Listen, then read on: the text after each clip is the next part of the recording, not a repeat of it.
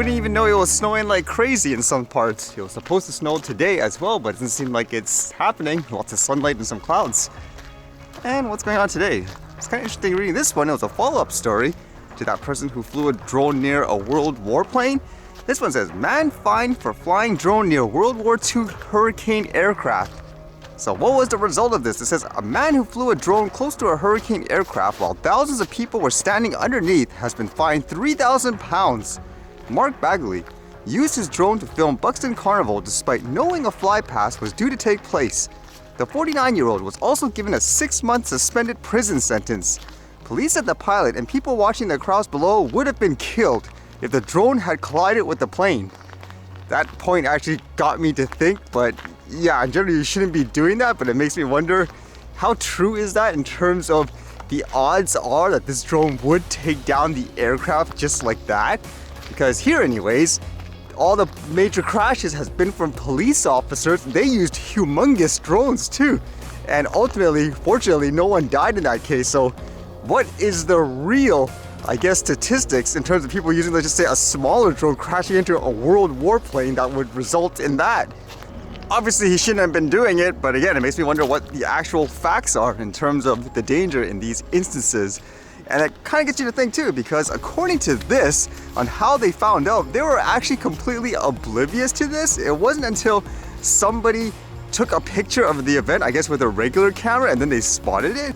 It says, neither police nor the pilot of the Hurricane knew the drone was in the sky at the time of the flypast, which was on 9th July last year. The offenses only came to light because of a member of the public who had been photographing the hurricane from the ground.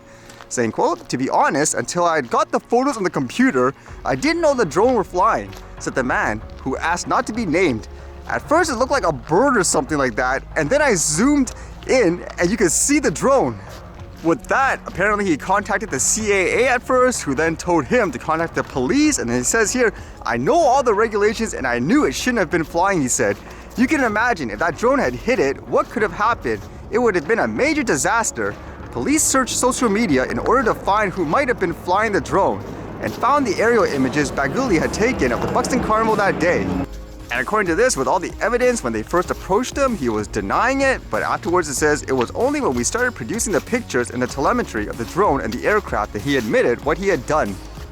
It's kind of interesting too, when you look at the pictures, I guess it shows you how close he was, and ultimately he did get the fine, and there were comments from the judge too, saying what? It was mind-blowingly reckless, particularly in the case of an intelligent middle-aged man, he said. He is no youngster messing about with a new toy. As well as says his 6-month sentence of imprisonment was suspended for 12 months. He was also ordered to complete 100 hours of unpaid work and would be electronically monitored with a curfew at his home address. So kind of a fascinating story in terms of what happened afterwards, especially with that thought of nobody actually knew it was there and so forth, but it was just because somebody captured a picture of it, and then afterwards, I guess, this all came out. And again, it's just kind of fascinating to think about in that sense, in terms of, obviously, again, he shouldn't have been doing it, but what is the actual, I guess, practical danger in terms of someone flying this in that situation? Because I know you could argue if it hits in the right spot and all that and so forth, but again, what is the actual odds of that happening in these instances anyways? And the other thing I read dealt with a drone as well, but this one actually dealt with a war. It relates to all that, I guess, conflict between people like Russia and Ukraine. And apparently there were these drone footages released showing that they could, I guess you could say, bypass all Russian defenses and so forth. Because it starts like with this one here. This one writes, on February 26th, a Belarusian partisan group, BYPOL, and opposition leaders claimed a Russian A-50 airborne early warning and control aircraft had been damaged in a UAV attack.